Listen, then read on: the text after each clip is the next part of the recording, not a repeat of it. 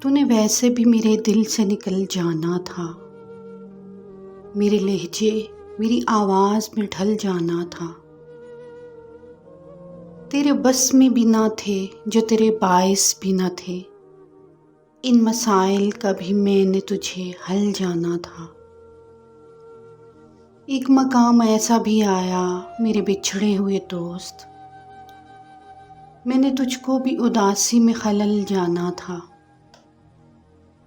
میری حساس طبیعت کا برا ہو جس نے،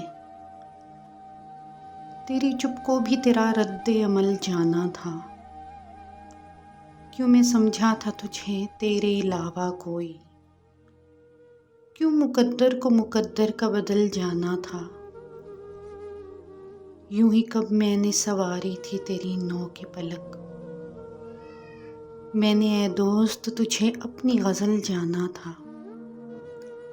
تو نے ویسے بھی میرے دل سے نکل جانا تھا، میرے لہجے میری آواز میں ڈھل جانا تھا۔